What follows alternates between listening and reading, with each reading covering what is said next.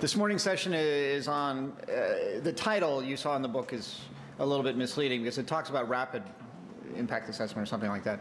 And what we're really going to talk about is climate change, impact assessment, and disaster management. My name's Kelly. I'm the co-chair of the Disasters and Crisis section of IAIA. And we were asked by Wes, he's the gentleman standing over here, when this was being planned, to come up with a session on disasters. And we actually kind of got carried away. And we actually had a whole day on disasters, impact assessment, and climate change yesterday. Unfortunately not here because the food, well, anyway, we won't say anything about the food.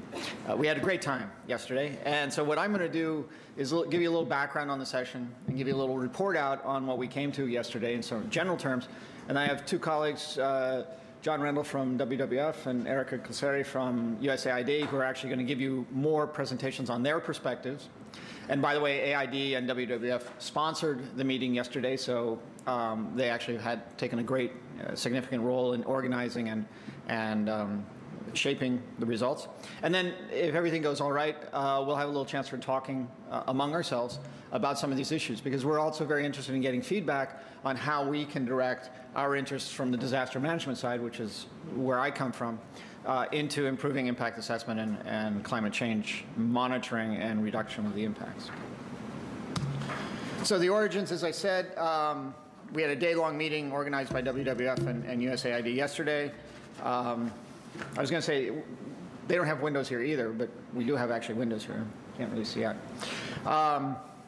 We had about 40 people attending from NGOs, USAID, and some consulting firms, at least one consulting firm, I guess you would say. And also, I have to say, from World Food Program, as well as FAO attended as well, which was interesting because Washington actually does have a lot of international organizations that are not the classic ones you think of. And we also had people from the World Bank speaking, and I'll mention that in a minute. So what we did yesterday was we had four sessions actually with a synthesis session at the end. The first one looked at disaster response, impact assessments for changing climate, current challenges, and John presented as a panelist, a lead-off panelist, and then Gary Eilertz, who's with the Famine Early Warning System, FuseNet at USAID, Office of Food for Peace. Titles get very long at AID. Also gave a presentation. And these presentations started off an hour-and-a-half session in which we discussed a lot of the issues relative to the topic, and we ended up discussing a lot of other things, which I will mention as well. Then we had another session on disaster risk reduction, impact assessments for changing climate, current challenges. Well, actually the same title, isn't it? No, it's a little bit different. The first one's response, the other's risk reduction. I'll come to that in a minute, what the difference between those two are. So we had Satsun Tokar from USAID, OFDA, DCPR, blah, blah, blah, blah.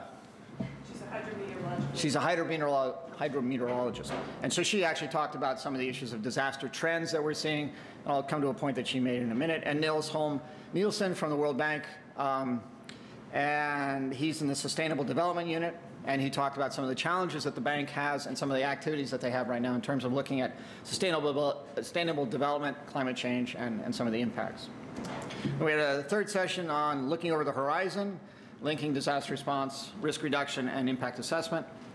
And Cynthia Brady, who's at USAID and works on conflict and conflict mitigation and conflict management, and Margaret Arnold, who works here at the World Bank on social development, and spoke, and Cynthia was talking about conflict vulnerability, the links between climate change, and conflict, what triggers conflict, what are the precursors that they've identified, and Margaret talked more specifically about some of the issues that the bank is facing in terms of trying to incorporate issues about vulnerability, climate change, and other things into the way that they manage their portfolios for their client and the client impacts. Then we had a synthesis session, and I'm going to give some of the results of that synthesis session very quickly, and then, as I said, John and Erica will have a chance to present, and then we'll have some discussions. So first, I always like to do this because, by the way, my background is in disaster management. I'm not a tree hugger, as we always say. I'm not a tree hugger. So I always like to challenge people like, what is climate change? And you've all seen the definition, of course, and it typically is for decades or longer. The reason why I emphasize this is most disaster response is for days or weeks or months, or in some countries maybe a year or two. But our framework in disaster response, not disaster risk reduction, but disaster response, is usually much shorter than what we would talk about in terms of the framework, the time frame for climate change. This immediately presents a challenge for how do we in the disaster management business and disaster response business incorporate climate change when it takes place in a time frame that's not even where we think about. We also, Margaret mentioned this yesterday, we also seem to be running around having had too much coffee to drink all the time, sort of buzzing around. We don't have time to sit in one place and do one thing at a time. Whereas climate change seems to be something where some people just have to sit down, think through it, have long meetings, and so there's a culture class that might develop here. So what is the name of the game in terms of climate change impact assessment and disaster management? So what we're looking at in terms of climate change is reducing risk and vulnerability. And we can classically say, based on previous experience with other hazards, we want to reduce exposure, we want to reduce sensitivity. That's how people would be affected, whether they're going to be harmed or not. And we want to increase the capacity to cope, or other people would say adapt or adjust. The words have similar but not perfect overlapping meanings here. And then how do we do adaptation, which is really the core to what we're looking at in terms of dealing with climate change. We can avoid the costs or we can accept the costs. And the presentations earlier today talked a lot about some of these challenges. We can be autonomous or spontaneous, or we can be planned. In most cases, we're autonomous or spontaneous, and we're not very planned. We can anticipate, or we can be reactive. And I'm going to come back to this point again in some of the things we discussed yesterday. And we can be sectoral, dealing with water, or what we call WASH, water, sanitation, hygiene, or you can be cross-cutting and gender, for instance, okay? So, or age, other kinds of cross-cutting things. So this is from an article that was done by Wilbanks and Cates, who are two geographers well known for looking at hazards and disasters. And it's in the recent annals of the American Association of American Geographers. So yesterday, we put a lot of thought into this. We had, one meeting and 7 million emails, I think. And we came up with sort of like a bunch of questions. So these were put to the group. What do we know? What do we don't know? What don't we know? What are we already doing? What are the policy implications of what we know and don't know and what we're doing? And what are the implementation implications? Now, one of the things about the meeting yesterday was it had a lot of practitioners in it. Okay, and we talked about Haiti, we talked about Bangladesh, we talked about Nigeria, we talked about the Caucasus, we talked about Central Asia, we talked about Latin America. So people had a lot of experience, and so a lot of that was coming through in the conversations. At some point, it sort of got into a very technical discussion about certain issues in certain countries. In other cases, it was very broad. But one of the things that I think AID was interested in was, well, what good is this? What are we going to come out of that we can use? What's the implications? And I think Erica will talk a little bit about that later. So this is something I blatantly stole from Erica's presentation, but she put it together nicely. So we're looking at a triangle here. We're at the intersection of humanitarian assistance, climate variability and change, and impact assessment. So that's what the meeting was basically about, and that's what we'll talk about today. I stole this from John's, and he'll tell you more what this actually means, but the significance is this one down in the bottom here. There are different kinds of change. John will explain all this, I think.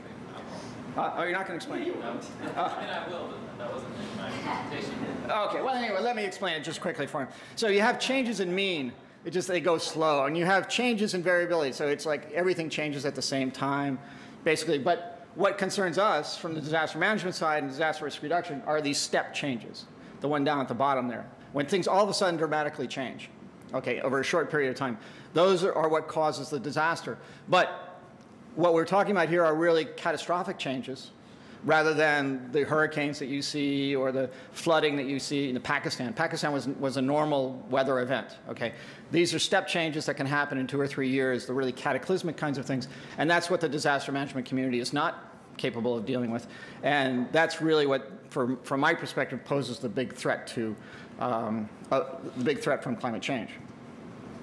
Gary Eilitz presented this, and actually, I wanted to put it up because this was some research that they've been funding under FuseNet, and so there's a correlation between reduction in rainfall, and they've done some very interesting work in Kenya about the shrinking of rainfall agricultural zones and where this might go in the future and the implications for food security, but also for everything else in the country, okay?